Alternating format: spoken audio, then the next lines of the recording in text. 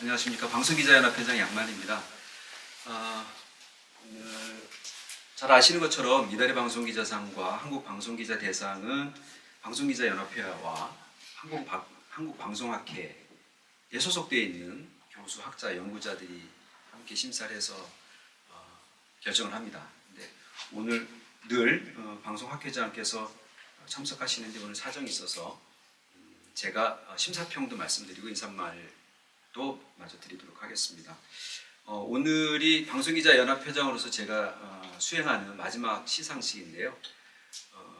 지난 2년 동안 저도 현업에 있지만 훌륭한 저널리즘적 수행을 매달 확인하고 또 평가해서 격려하고 우리가 어떻게 하면 더 잘할 수 있을까 이렇게 생각을 해보는 기회가 있었던 것은 저로서는 대단히 소중한 기회였던 것 같고,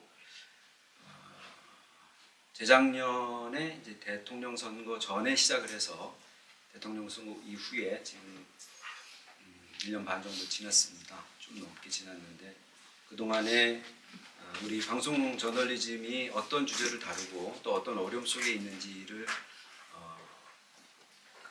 방송 기자상에서도 좀 확인할 수 있는 면이 있습니다. 앞으로 이달의 방송 기자상과 한국 방송 기자 대상을 통해서 우리가 좀 더 좋은 사회에 좋은 영향을 미치는 저널리즘을 수행할 수 있는 계기로서 이 두 상이 계속 유지되고 발전하기를 바라 말씀드리겠습니다. 인사 말씀을 드리자면은 취재 보도 부문 MBC의 유일인 방송통신심의위원장의 청부민원 보도와 기획보도 부문 뉴스타파 부산 MBC의 특수활동비 검찰 예산 검증 공동검증 최초 연속 보도는 한국 기자협회에서 주는 이달의 기자상도 받으시죠? 내년에. 네. 그만큼 훌륭한 저널리즘적 가치가 있는 수행이었다는 평가가 공이 있었던 것 같습니다. 축하드리고요. 특히 뉴스타파 부산 MBC 이 작품은 한국방송기자대상 기획보도 부문에서도 수상작으로 선정돼서 올해 이 회관에서 역시 또 시상이 있습니다. 2배로 축하드리겠습니다. 저는 인사 말씀을 드릴 때 지역 언론에 대해서 많이 말씀을 드려왔습니다. 그만큼 취재 보도 환경이 상대적으로 좋지 않은 지역 언론사에서 이 저널리즘적 가치를 구현하기 위해서 노력하는 것은 쉽지 않다는 걸 잘 알고 있기 때문입니다. 오늘 수상하시는 JTBC와 KBS 부산의 작품 일단 잠깐 보시기 하겠습니다만은 역시 지역성을 구현하고 지역 상황을 감시하는 역할을 충실히 수행해온 작품들이라고 생각합니다. 그런데 지금 지역 언론의 사정이 점점 더 안 좋아지고 있는 것 같습니다. 뉴스 총량을 좀 줄인다는 얘기도 있고 또 지역 언론의 어떤 뉴스 리더십이 어떤 결정하느냐에 따라서 좋은 기획, 심층, 탐사 보도가 이루어져 왔었거든요. 근데 그런 부분들이 그런 쪽의 역량, 시간, 돈 이런 부분을 투입하는 것을 이제 꺼려하는 상황이 좀 벌어지고 있는 것 같아서 안타까운 마음이고요. 그런 와중에서도 좋은 저널리즘 수행하기 노력하신 수상자 여러분께 다시 한번 존경의 마음을 담아서 축하드린다는 말씀드리겠습니다. 그러면은 이달의 방송기자상 심사위원회에서 낸 심사평을 빠르게 낭독하겠습니다. 제183회 이달의 방송기자상에는 5개 부문에 모두 27편이 출품됐습니다. 8편이 경쟁을 벌인 취재보도 부문에서는 MBC의 유일임 방송통신심의위원장 청부민원 의혹 연속보도가 심사위원 대부분의 좋은 평가를 받으며 수상작으로 선정됐습니다. 중요한 사안으로 정치적 파급력 등 영향력이 컸고 앞으로의 상황도 주목된다는 평가를 받았습니다. 꼼꼼한 현장 취재로 쉽지 않은 내용을 세세히 밝혀낸 YTN의 대리수술, 병원, 경찰, 유착 의혹, 경찰 전면 재수사와 묻혀버리기 쉬운 주제를 집요하게 파헤친 KBS의 북한 내 유엔군 국군 매장지 제보 입수 단독 보도도 호평을 받았습니다. 기획보도 부문에는 6편이 출품됐는데 뉴스타파 부산 MBC 공동 취재단의 특수활동비 등 검찰 예산 공동 검증 최초 연속 보도가 소재와 영향력 등에서 큰 의미가 있고 데이터 저널리즘의 모범적 사례로 꼽히며 수상작이 됐습니다. 뉴스타파와 부산 MBC 외에 이 프로젝트에 참여한 다른 언론사들도 조명됐으면 좋겠다는 주문이 있었습니다. 데이터 저널리즘 측면뿐만 아니라 시민단체와 그리고 여러 언론사들이 협업을 이뤄내는 것도 측면도 좋은 평가를 받았을 것이라고 저는 생각을 합니다. 다른 언론사들 중에 이제 신문사나 인터넷 언론사 등은 아마 모레 기자협회에서는 수상자가 되시는 네, 된 것 같습니다. 지금 방송기자협회에 소속되어 있는 두 회사만 이달의 방송기자상의 수상자가 되시겠습니다. 한 편만 출품된 디지털 콘텐츠 부문에는 수상작이 나오지 않았습니다. 지역 취재부에는 5편이 출품됐습니다. 지나치기 쉬운 일상을 파헤쳐 안전 경각심을 불러일으키고 후속 대책까지 이끌어내며 생활 밀착형 보도의 전형을 보여준 JTB 속독에 없고 경고 등 7개 아찔한 농어촌 버스 연속 보도가 뽑혔습니다. 깔끔한 단독 기사로 지역 언론의 감시 역할을 충실히 해낸 KBS 창원의 제재 없는 해군 입찰 비리 실체 확인도 좋은 평가를 받았습니다. 7편이 경쟁을 벌인 지역 기획보도 부문에서는 KBS 부산의 주거 빈곤 최초 실태, 그곳에 아이가 산다가 선정됐습니다. 보고서를 인용해 보도하는 데 머물지 않고 사안을 확대해 도시 빈민 문제를 아이의 주거 환경 중심으로 잘 보여줬다는 평가를 받았습니다. 대학을 도시 생존의 중요 요소로 보고 해외 취재 등을 통해 상생의 길을 모색한 TBC의 신의 한 수 대학 도시를 구하라도 의미 있는 기획이었습니다. 이상이 심사위원회 심사평이고요. 다시 한번 어려운 취재 보도 환경에서 좋은 저널리즘 가치 구현에 좋은 성과를 내신 여러 수상자 여러분께 축하의 말씀드리겠습니다. 고맙습니다.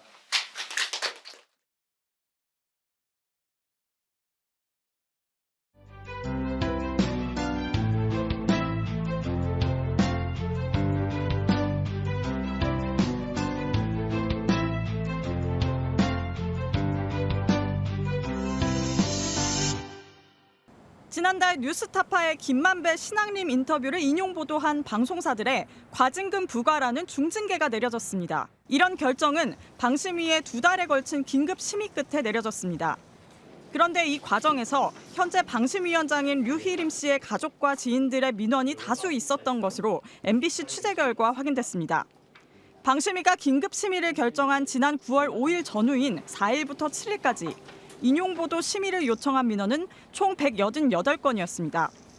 가족과 지인 등 최소 15명이 제기한 민원은 모두 50건, 나흘간 들어온 전체 민원의 4분의 1이 넘습니다. 공익신고자의 법률 대리인은 MBC에 류 위원장이 가족과 친인척 등을 동원해 대량으로 민원을 하고 본인이 심의에 참여했다면 방심위 공정성의 근간을 흔드는 것이라고 신고 이유를 전했습니다. 그런데 이런 의혹이 공익신고를 통해 외부로 불거지기 전에 방심위 내부에서 이미 문제 제기가 있었던 걸로 드러났습니다. 방송사들에 대한 긴급심의가 진행되던 지난 9월 말 방심위 내부 게시판에 류희림 위원장의 친인척으로 추정되는 다수의 민원이 들어왔으니 류 위원장은 스스로 심의를 회피해야 하는 거 아니냐는 글이 올라왔던 겁니다. 국민권익위원회에 접수된 공익신고서에서 신고자는 적어도 게시글 이후에라도 류 위원장은 가족, 지인 등 사적 이해관계자들이 민원을 넣은 사실을 알 수 있었지만 이를 신고하거나 관련 심의를 회피하지 않았다고 지적했습니다. 또 오히려 류 위원장이 심의 회피는커녕 사무처 직원을 통해 게시물 삭제 요청을 전달했다고도 밝혔습니다. 향후 진상규명 과정에서도 류 위원장의 개입 여부와 함께 문제 제기를 묵살한 경위도 쟁점이 될 걸로 보입니다. MBC 뉴스 이혜리입니다.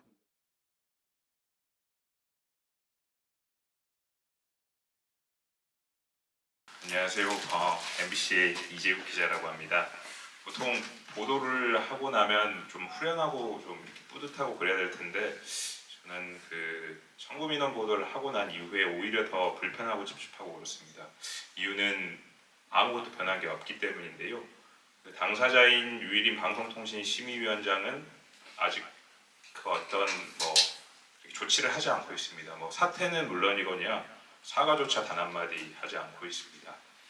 네, 뭐 상황도 사실은 정상적이지 않게 지금 돌아가고 있는 상황인데요. 지금 경찰이 압수수색을 해서 제보자가 누군지 지금 색출하고 있는 상황인데, 그에 반해서 그럼 그 사건의 위림위원장은 얼마나 개입하고 있는지, 얼마나 많은 일들을 했는지, 어떤 일들을 했는지는 전혀 수사가 이루어지지 않고 있는 상황입니다. 저도 지금 이렇게 굉장히 황당하고 답답한데, 여전히 지금도 이름을 모르고 있는 그 공익 제보자는 방심위에서 일을 하고 있고, 저보다 더 답답하고 외롭고 힘들 것입니다. 만약에 저희의 보도가 조금이라도 가치가 있었다라면 모두 다 그분의 공이라고 생각합니다. 이 자리를 빌어서 항상 부족한 부분 채워주시는 저희 이세옥 사회팀장, 그리고 뭐 전준홍, 신지영 데스크, 이기주 캡 항상 감사드리고요. 그리고 또 저희와 함께 청구민원 보도를 열심히 했었고 여전히 해나가고 있는 그 뉴스타파의 선후배 동료 여러분들께도 감사와 응원의 말씀 전합니다. 감사합니다.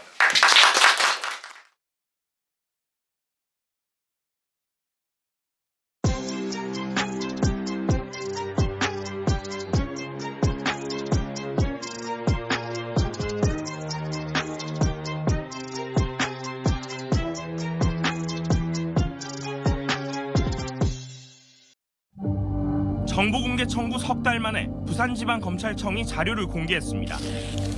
특수활동비와 특정 업무 경비, 업무 추진비, 3개 예산 자료가 담긴 20개 박스 분량입니다. 하지만 공개된 자료 상태는 누더기 수준입니다. 온통 검정실이 돼 있고 글자가 아예 보이지 않는 것도 있습니다. 검찰은 이 방대한 자료를 전자문서가 아닌 하드카피, 즉 인쇄물 형태로 공개했습니다. 부산 MBC는 이를 한 장 한 장 수작업으로 스캔해 정보를 추출하는 방식으로 데이터베이스를 만들었습니다. 지난 6년 4개월간 부산 지역 4개 검찰기관이 특수활동비를 포함한 3개 항목에 집행한 예산은 232억 원. 하지만 지출 증빙이라고 볼만한 자료는 거의 없습니다. 부산 MBC는 전국 5개 독립언론과 공동 취재를 통해 67개 검찰청이 국민 세금을 어떻게 쓰고 있는지 그 실태를 집중 보도합니다. 검찰이 공개한 대검의 특활비 자료 2091쪽을 보던 중 있어서는 안 되는 일이 벌어진 걸 발견했습니다. 대검의 특활비 일부 기록이 통째로 없어진 사실이 드러났습니다. 확인 결과 2017년 1월부터 4월까지 4개월간 대검 특활비 증빙 자료와 지출 내역 기록부 등 특활비 집행을 증빙하는 3가지 기록이 모두 없어졌습니다. 정리하면 애초에 특활비 예산 자료를 만들지 않았을 가능성은 매우 희박하고, 적법한 절차를 밟아 특활비 기록을 폐기한 것도 아닙니다. 그런데도 특활비 자료는 증발했습니다. 그렇다면 특활비 자료를 분실했거나 검찰이 무단으로 폐기했다는 의혹을 제기할 수밖에 없습니다.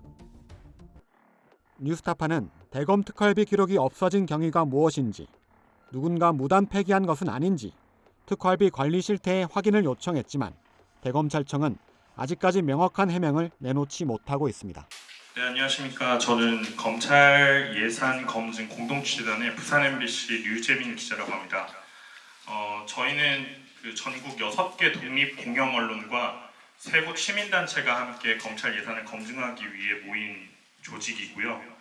하나의 조직이라고 표현한 이유는 공동의 목표가 있었기 때문이고, 저희가 보도로서 계속 얘기하고 싶었던 메시지는 간결했습니다. 사실 검찰은 그냥 보통의 공공기관이라는 거였는데요. 검찰이 확실히 지금 사실상 많은 권력을 갖고 있는 권력기관으로서 인식이 되지만, 그래도 검찰도 어쨌든 똑같은 예산 통제를 받아야 하는 보통의 공공기관과 다를 바 없다는 메시지를 저희 6개 언론사의 각자의 플랫폼으로 전달을 하고 싶었습니다. 그게 조금이나마 사회에 좀 이해가 됐다. 그리고 어느 정도 검찰은 보통의 공공기관이구나 라는 메시지가 전달이 됐기 때문에 이렇게 저희 공동취재단이 이런 상을 받을 수 있었던 것 같고요. 처음에 아까 취재 영상에서 검찰 자료 수령할 때부터 나왔지만, 사실 수령하는 단계부터 시작해서 그거를 검증하는 단계까지 정말 매 순간이 쉽지 않았던 적이 없었던 것 같습니다. 검찰은 뭐든 이제 공개하지 않고 싶어하고, 저희는 뭔가를 찾아내려 하고, 뉴스타파가 이 자료를 수령하려고 뉴스타파 시민단체가 수령하기 위해서 걸린 시간이 1,200일이 넘거든요. 그 1,200일이 넘는 그 과정을 헛되이 하지 않기 위해서 저희 공동취재단 전부 다 어떻게든 하나라도 밝혀내기 위해서 불에도 뭐 장구를 비춰보고 했던 노력을 했던 것 같습니다. 어쨌든 지금 저희가 뉴스타파와 부산 MBC가 참석을 했지만 경남 도민일보 그리고 뉴스하다, 뉴스민 그리고 충청 리뷰까지 이번에 뭐 회원사가 아니기 때문에 참석하지 않았던 독립 언론들이 있습니다. 그 독립 언론들이 이 전국에서 저희도 다 같이 노력을 했기 때문에 이런 결과가 있었다고 생각하고요. 아직까지 끝난 게 아니라서 뭐 이 상이 앞으로 조금 더 검찰 예산을 좀 더 검증하는데 그리고 검증하고 보통의 공공기관으로서 완벽히 인식을 시키기 위해서 저희가 조금 더 최선의 노력을 다하겠습니다. 감사합니다.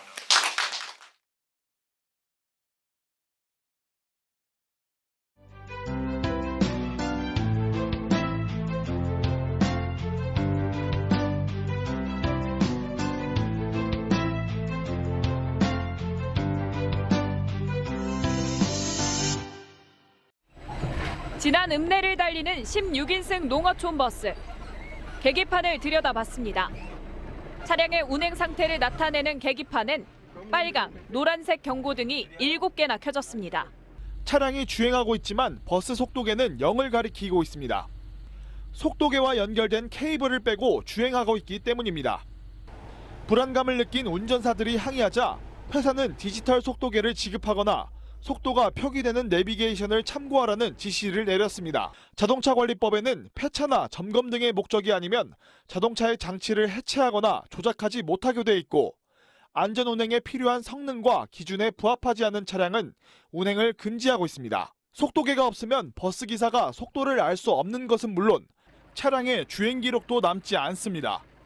하지만 무진장 여객은 버스에 설치된 GPS 장치를 통해 주행 거리를 확인할 수 있고 속도계 케이블을 뺀 것은 매연 저감 장치에 문제가 생겨 차량의 출력이 떨어지는 것을 막기 위해서라고 설명합니다. 그러나 전문가들은 매연 저감 장치와 속도계의 연관성은 떨어진다고 주장합니다.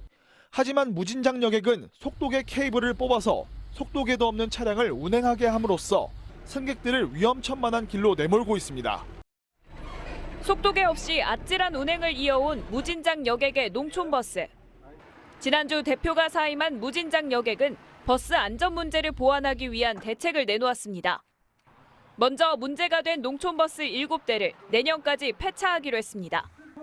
다만 대체 차량 구매 비용의 50% 이상을 진안군, 무주군, 장수군에 요청한다는 계획이어서 예산 확보 문제가 남아 있습니다.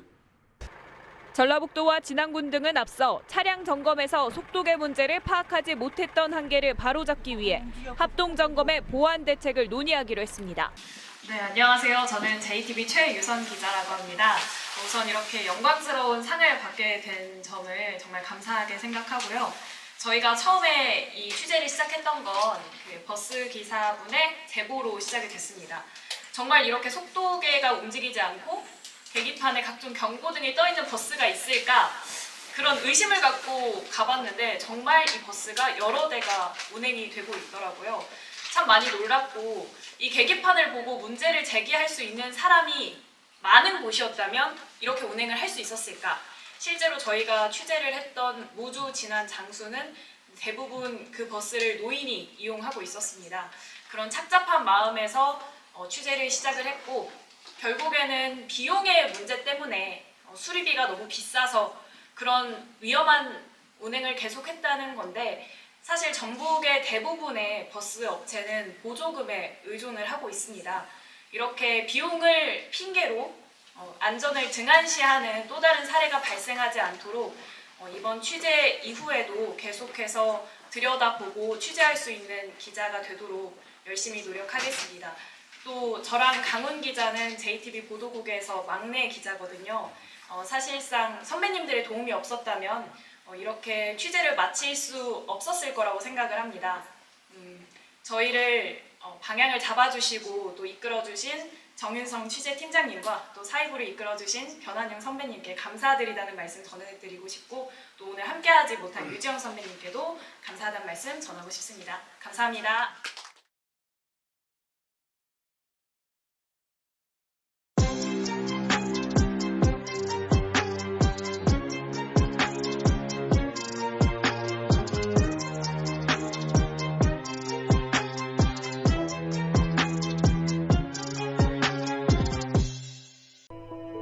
이 집이 너무 오래되니까 저기에서 저기 막 벽지가 막 떨어지고 막 이래 손을 못 대요. 개면은 막 무너질 것 같아.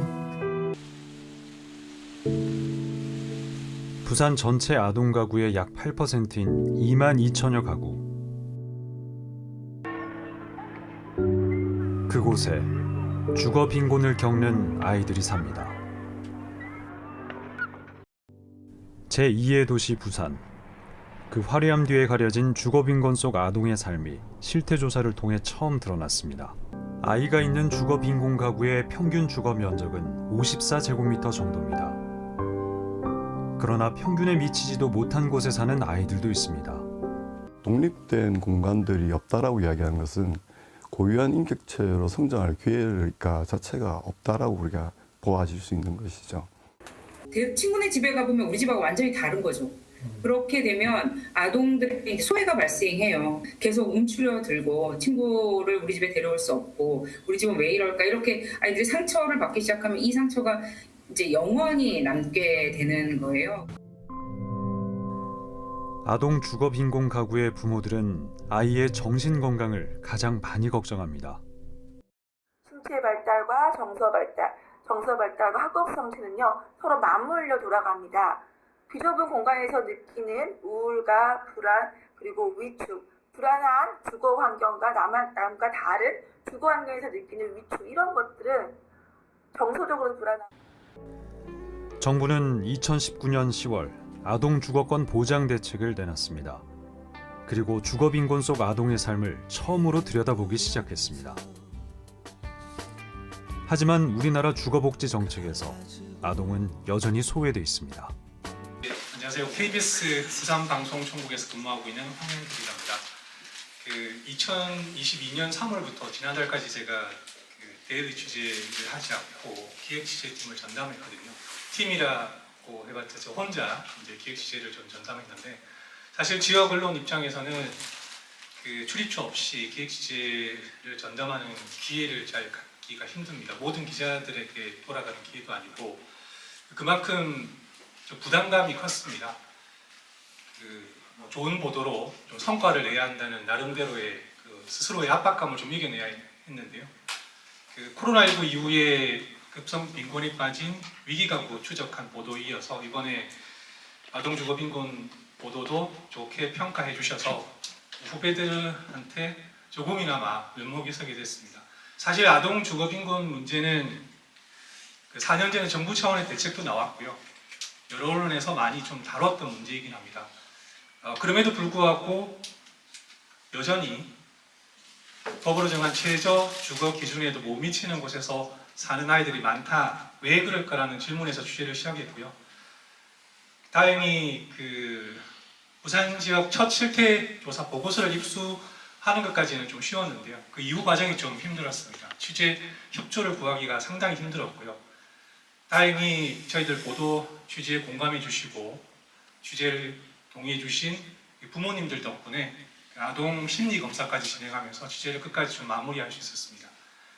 취재를 하고 아이들 집을 나설 때 제 마음은 상당히 좀 무거웠습니다. 저도 이제 아이 2명을 키우는 부모 입장에서 이 아이들이 신체적이나 정신적으로 아주 나쁜 영향을 미칠 수 있는 이 열악한 주거 환경의 책임이 누구에게 있을까라는 질문을 계속 던졌던 것 같습니다. 그 해답은 제가 생각하기에는 상대적으로 주거 복지 정책에서 소외돼 왔기 때문이다. 이런 결론을 얻었고요. 다행히 저희들 보도 이후에 부산시가 아동 주거 기본 계획을 세워서 주택 정책에 반영하겠다고 했고 관련 예산도 확보하기로 했습니다. 아직 부산에는 최소 한 2만 2천여 가구 정도 아동 주거 빈곤을 겪는 가구가 있는데요. 이 아이들이 조금 바람은 딱 하나더라고요. 자기가 생활할 수 있는 작은 방 하나 그리고 책상 하나였거든요. 이 아이들이 좀 집다운 집에서 생활할 수 있도록 제가 계속 관심을 가지고 취재하도록 하겠습니다. 고맙습니다.